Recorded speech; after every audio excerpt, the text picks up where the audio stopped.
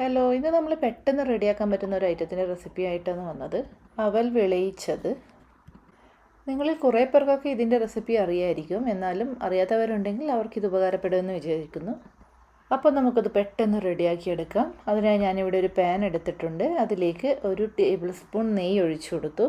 ഞാനിവിടെ 1 ഗ്ലാസ് അവലിൻ്റെ കണക്കനുസരിച്ചാണ് പറയുന്നത്. ഇനി ഇതിലേക്ക് 1/2 ടേബിൾ സ്പൂൺ കടലപ്പരിപ്പ് ഇട്ട് കൊടുത്തു. എന്നിട്ടൊന്ന് റോസ്റ്റ് ചെയ്തെടുക്കുക. ഒരു ലൈറ്റ് ബ്രൗൺ കളർ ആകുന്നത് വരെ റോസ്റ്റ് ചെയ്തെടുക്കുക. കരിഞ്ഞു പോകാതിരിക്കാൻ ശ്രദ്ധിക്കണം.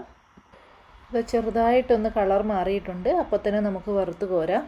ഇനി ഇതിലേക്ക് 1 ടേബിൾ സ്പൂൺ ഉണക്കമുന്തിരി ഇട്ട് കൊടുത്ത് ഇതുപോലെ വറുത്ത് കോരണം. ഇതുപോലെ ഓരോന്നും സെപ്പറേറ്റായി തന്നെ വറുത്ത് കോരണം. കാരണം ഓരോന്നും വറുത്ത് കിട്ടാനുള്ള ടൈമിൽ വ്യത്യാസം ഉണ്ടാകും.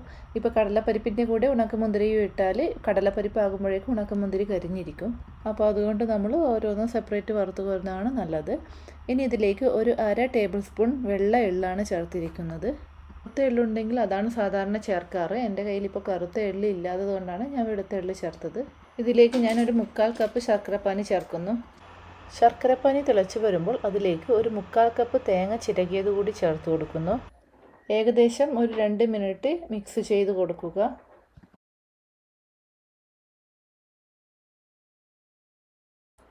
ഇനി നമുക്കിതിലേക്ക് അവലിട്ട് കൊടുക്കാം. ഞാനിവിടെ വെളുത്ത അവലാണ് ഉപയോഗിക്കുന്നത്.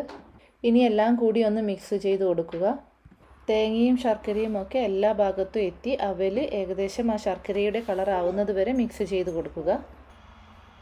ഏകദേശം മിക്സ് ചെയ്ത് കഴിഞ്ഞു. ഇനി നമുക്കിതിലേക്ക് നമ്മൾ ആദ്യം വറുത്ത് കോരി വെച്ചിരിക്കുന്ന സാധനങ്ങളൊക്കെ ഇട്ട് കൊടുക്കാം. എല്ലാം ഇട്ട് കൊടുത്തതിന് ശേഷം വീണ്ടും നന്നായി ഒന്ന് മിക്സ് ചെയ്തെടുക്കുക.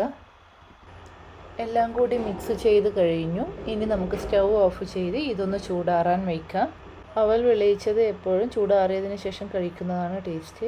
ഇത് നമുക്ക് കുട്ടികളൊക്കെ സ്കൂൾ വിട്ട് വരുമ്പോൾ ഒരു ഹെൽത്തി സ്നാക്സായും കൊടുക്കാവുന്നതാണ്. അപ്പോൾ ഇതുവരെ ഇത് ഉണ്ടാക്കാത്തവർ തീർച്ചയായും ഉണ്ടാക്കി നോക്കണം. വീഡിയോ നിങ്ങൾക്ക് ഇഷ്ടപ്പെട്ടുവെങ്കിൽ ലൈക്ക് ചെയ്യുക, ഷെയർ ചെയ്യുക, സബ്സ്ക്രൈബ് ചെയ്യുക.